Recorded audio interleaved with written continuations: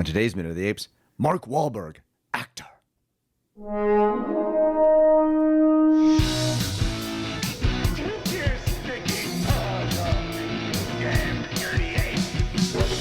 Divine bomb. There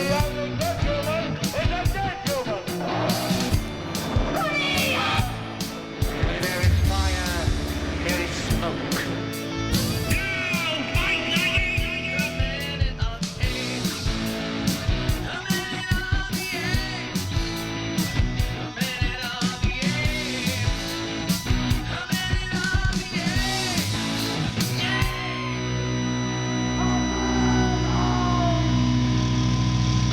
Hello and welcome to Minute of the Apes, the daily podcast where we break down every minute of the Planet of the Apes movies, 1 minute at a time. I am Todd. That was Richard. So teasing things out, and of course, good morning, Sean. In our redoing the opening, Richard and I did our version of the opening that we didn't record, and you've been talking about we're going to add new lines or we're going to have to drop some lines. I think Now Fight Like Apes is one that's going to have to be dropped. I don't know. That one doesn't stick out for me as a Planet of the Apes. It was kind of fun. Outstanding line. So what they were saying was that I mentioned this earlier. We're at my house. I did a setup with my monitor from work that's allowing me to. It's a lot easier. Multitask. It's allowing me to see everything instead of having to flip windows around. The problem being that occasionally, since it's a new setup, you miss things that are set up. So while I'm trying to figure out why we couldn't do something, these two lovely gentlemen who are my dear friends were singing the open that I wrote all this time ago, and it was kind of fun. And adding the quotes in from the movies. Yeah. Well, what was also fun was because Sean started to do the.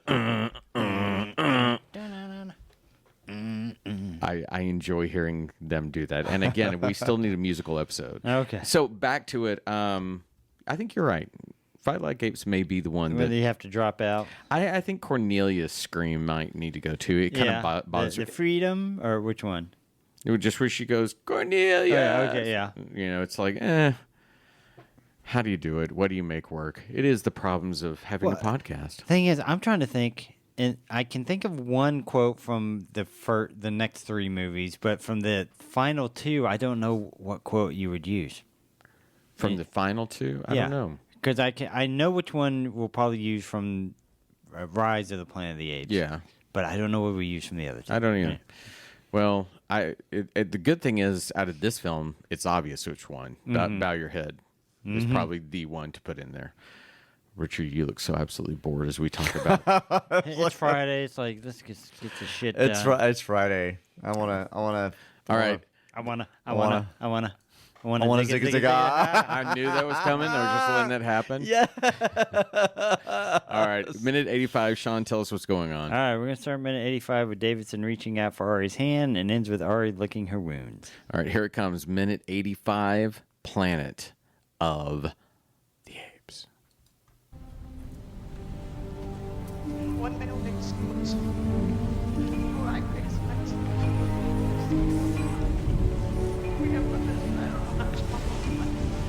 I can't go home either. Maybe we're not so different. No. We're very different. You care about everybody but yourself. It doesn't matter. Apes, humans, my planet, your planet, the universe seems only to reward cruelty with power.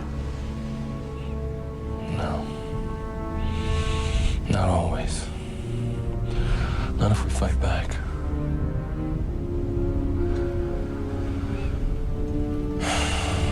Just not sure how.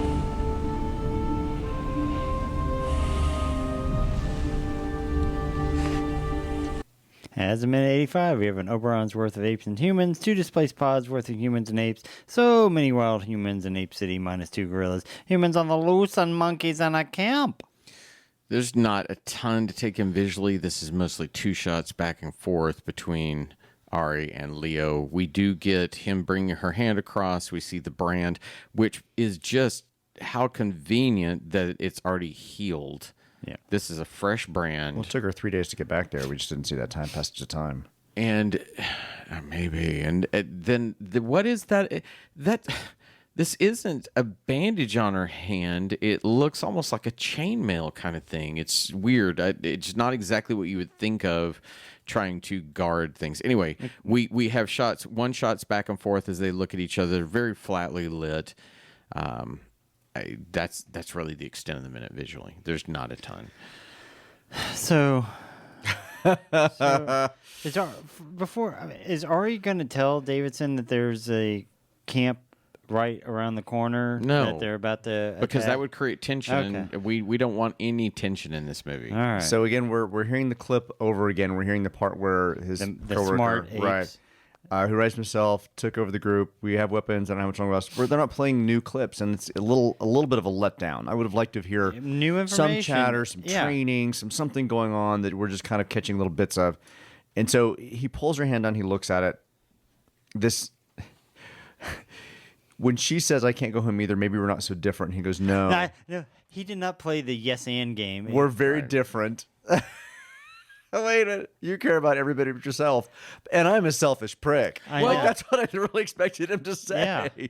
He's pointing out the obvious that we all complain about. I was actually thinking, wow, I kind of a little respect self-awareness. I respect him for knowing I'm a dick, but he never goes so far as to say, complete I'm a dick. Yeah, I needed him to kind of complete that thought for me. But they did the movie trope of, Batman is facing off in the Joker, and the Joker goes, "We're not so different, you and I," and Batman goes, "No," he goes, No, we're totally different. Fuck you." And then she goes, "No, but we can't go home again." No, everything you're saying is wrong. I have different ideas now. Well, when she goes, apes, humans, my planet, your planet, the universe seems to reward cruelty with power. She doesn't know his planet. She doesn't know she doesn't know that they only the fact that he says that they keep apes in cages. And correct. For all we know, they solved world peace that already. Technology makes things worse. That's what he's been saying. I was also a little bothered by the fact that she, Helena Bonham Carter, doesn't really have much to do with this line. She can only just do the, I know this is a throwaway line, so I'm just going to shake my head back and forth real quickly while I throw this line away. Mm-hmm. I know that it has no relevance or meaning or anything. She just kind of does it's very much a dismissive as an actor, a dismissive moment from her where she's like, I'm just going to say this line and shake my head. So you saying this brings to mind exactly what I thought with the whole minute was we are approaching the 90-minute mark, meaning that you have 30 minutes probably left. Mm-hmm. What the fuck is this movie about? What is it trying to say? Does it have a stance of making comment about the human condition, or about the world at large? How we should treat animals that are. Is it saying anything? Yeah. Well, his line, when she says it rewards cruelty with power, and he goes, "No, not if we fight back." Well, that's not that. There's nothing poetic in that. Yeah, there's nothing motivating or exciting of fighting power. It'd been something like by fighting back, you just become the person with the power. There's no. I don't know what the follow up would be, but you want something like they reward cruelty with power. Well, not if they don't have anything to fight. And what are you talking about? Well, we won't be here when they come. The army will show up and we won't be here. You want something like that where the reward is not more fighting, because that's just more, you're giving more power to people who can win a fight. I mean, could he say something about slavery? Could he say something about rising up? Could he say something a little more motivating than just simply not if we fight back? Right. But to your point, Todd, of what message are we trying to get out of this? At least in the original movie, there was at the end you get the message of the atomic bomb has destroyed the Earth. Maybe nuclear weapons are not the best thing in the world. Well, in this one, a spaceship crashed because they were trying to chase an astronaut, and monkeys got loose, and they got smart on this planet. Yeah. Where's the moral message in that? And I don't know, to that, do you have to have a moral message in every movie? No. But you are trying. But that was kind of the point of Planet of the Apes. And it is, but it's also the point of any film. You're saying something. And this movie says nothing. Mm-hmm. I really sat and thought this through. I was like, okay, where is my line of thought? What is it I'm trying to say with my character? What is their journey? What are they trying to experience? And I can't find 1 ounce of a storyline that makes any sense. I can't. He he's possibly delivering a moment where he has some clarity, right? Not if we fight back, right? And then he kind of ends with a whimper. I'm just not sure how. Like there's this should have been a moment where he is now he's finding his balls. I don't know how to explain it. Like he's finally finding like that I need. You show me what it means to care about other people than yourself. Now I need to figure out how to do that myself. He needs to start like cycling through messages on the board and saying, "Oh wait, maybe we can do something with the ship." And but how? Yeah. Well, I need him to be motivated about the fact that he's got a new role. He should be taking on the role of the leader. She should have convinced him somehow in this moment to become what he has not been so far. Yeah. And the only way for him to do that is to realize that, to watch this and realize that he needs to accept it. You know what? This is my world now. Yeah. I'm the one. If he had that realization right here, I'm responsible for this. This is my world. I have to now take control of where I am and who I am, and become a leader. They came here from they came here for me. Right. I now have to be here for you. Something. Yeah. At least we have a character shift. We still don't have a story. Yeah. But we have a character shift. Growth. Yeah. So, again, let's talk about Ari's hand. She got branded by the glowing red hot thing. I've burnt my finger and got a blister on it before. Yeah. But hers is nice and red and healed. It's already scarified. There's no bubbling. There's no blistering. These are magical apes. Yeah.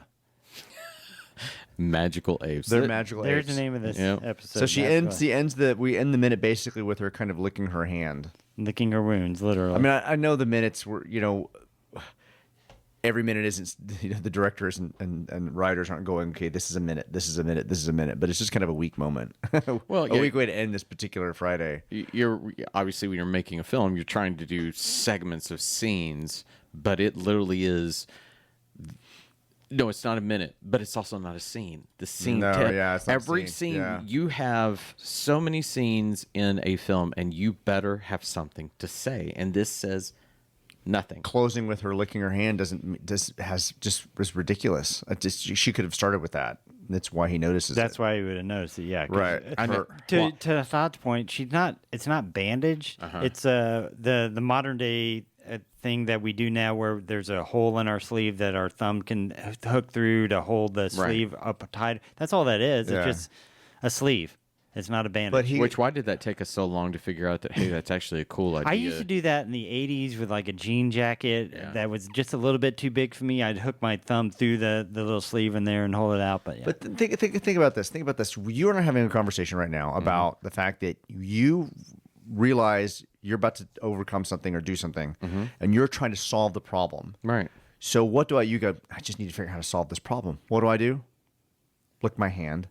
I don't offer any advice. Yeah. I don't start punching buttons. You literally tell me, I just need to figure out how. As your friend, as somebody sitting next to you, I would probably begin to offer things. Your life experiences, this is how I've done things. Where did you look? Where did you start? What do we do this? But his statement is also a little bit... I'm talking about her. I'm talking about her doing nothing after this moment. It's weird. His statement is also a little bit ridiculous if you think about it. Let's just put it in a different... So he's saying, all we have to do is fight back. But how? That'd be the equivalent saying, man, I am really broke right now. All I have to do is make a whole lot of money. But how? Yeah. I mean, I have to cross the street. But how? But I mean, you're saying you have a big problem, and I don't know how to do it. I have all this cancer. I just need to get rid of it. I've got to fight back. Yeah. But how? Yeah. We'll fight. Yeah. Everybody get together. Does this feel more like a weird, bad cartoon episode than a movie? I mean, it's characters asking dumb questions of themselves. Yeah. And it's almost like a thought bubble goes above them. And he's got this giant rocket ship in front of him that clearly has a power cell, that clearly has monitor stuff, and it hasn't even occurred to him at this particular point to look for a way to rescue himself or send a message or use the ship somehow. It hasn't even occurred to him. What a stupid fucking astronaut.